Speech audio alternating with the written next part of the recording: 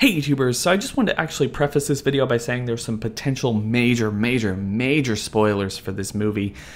Jigsaw, the Saw sequel coming out, guys. Saw 8, we got Saw 8 coming out October 27th, 2017. Be there or be square. I hope you're just as excited as I am. Honestly, I've watched this trailer like a bajillion times right now, and I was actually watching it and I thought, you know what, this is actually a really cool theory. So a lot of the things is basically the plot synopsis told us that Jigsaw's potentially coming back, right?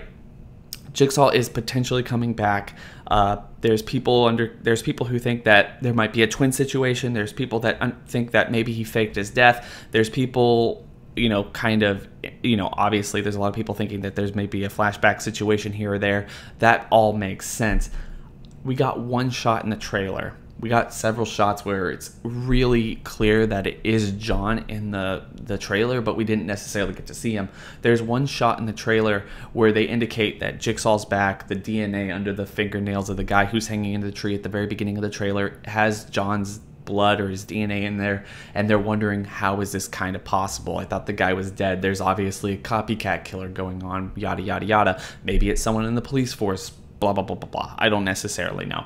But this shot that I have on the screen right now is so interesting to me because, first of all, it is the shot where they finally say the name John Kramer. It's the only shot that we get to see. Obviously, they're hiding his face. If you look at the shot, I mean, that really just has to be Tobin Bell. I would be very surprised if it's not Tobin Bell. But at the same time, the guy's wearing a suit, it looks like. I'm not necessarily sure. He even has a badge. So maybe what they're doing is, this could potentially just be like, cannon fodder. They're just kind of take us out of our element, or maybe, just maybe, this is what they're trying to do. So instead of having John come back in flashbacks, instead of having John come back to life, faking his own death, having some kind of twin situation or something like that, I think they're going to take a cue from Darren Lynn Bousman's work on the original Saw films.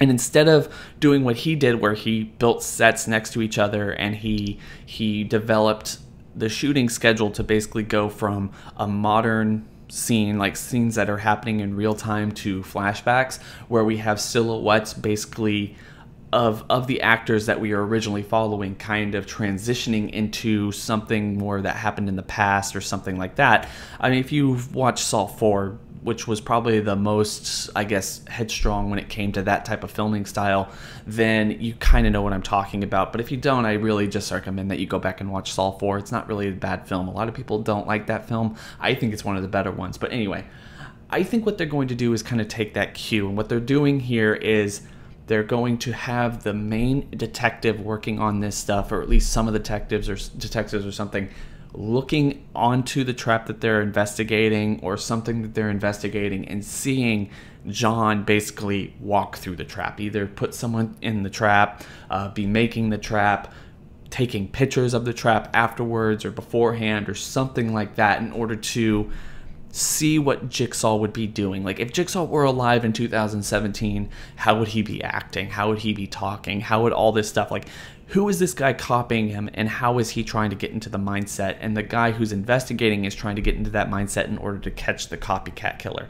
So in that way, these aren't necessarily like Saw flashbacks that we're also used to. These aren't necessarily having Jigsaw literally come back from the dead, but it is a cool way to kind of transition and get John into the modern day era and actually have him be in the modern day situation where you have him giving all of his philosophy, setting up traps, doing all this stuff, and not necessarily having to bog us down with multiple flashbacks and have us sit around and go, well, how is this possible? Like, how is he dead for so long and still really relevant and still kind of understanding what people were going to be doing a decade down the line? It just doesn't make sense, and it starts getting a little bit unbelievable at that point. I really think that this is how they're going to bring him back, and I gotta imagine, whether or not this is actually true, whether or not any of this is true, I love the idea so much. It's such an interesting concept, and I'm not even saying this is how it's going to go. Like I said, major potential spoilers. This could be how they get John in here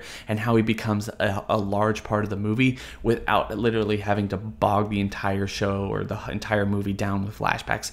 I love this idea. I think that a lot of people would really love this idea, although a lot of people might not understand it. I think that we have some really talented people working on this movie, and if this is what they're going to do, I'm totally down for it. I think that hell, it could be smarter than this. I think it could. I'm just, guys, I want to just say, like, that to me is awesome. Flashbacks are awesome.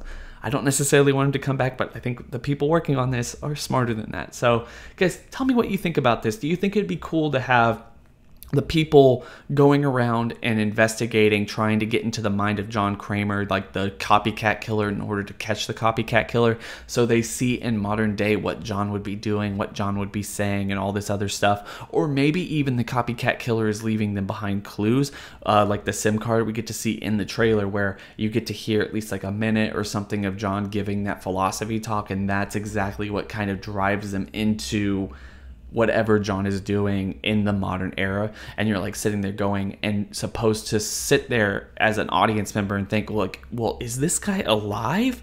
Like, how is he here? Like, how is he right here? Is he alive? Is he dead? What's going on? What's going to be the twist and all this other stuff? But it's really just the copycat killer or something like that. So, guys, I know I'm rambling right now. What do you think about this theory of mine? Do you think it's something you would like to see? And any other thoughts you have on this picture? I am perplexed why this guy has 2 rings. I don't understand it very much. And it's weird to me because I won't really go into it. Who really knows what's going on here? For whatever reason, any of it makes sense or not. Personally, this is something I would like to see. There's something very strange about this picture, not just that we have this silhouette of this guy looking on to the guy taking the picture, but we also have people in the background kind of sitting around and making their own, having some kind of a conversation, and then we don't even know where we are right here in the middle ground. What's going on there? It's really colorful. I don't necessarily know, but this is just my thought and opinion on what this could be potentially trying to show us, and how they would use Tobin Bell's character going forward and make him a big part of the movie without having to bring him back, without having to bog this stuff down in flashbacks. So, guys, tell me what you think about this in the comment section below. Don't forget to like, comment, and subscribe. Make sure to hit that bell over by the subscriber button for more notifications for all Jigsaw news and theories, movie speculation, movie discussion, television discussion, box office stuff in the future. And honestly, guys, I'm just going to catch y'all in the next video. It's been real.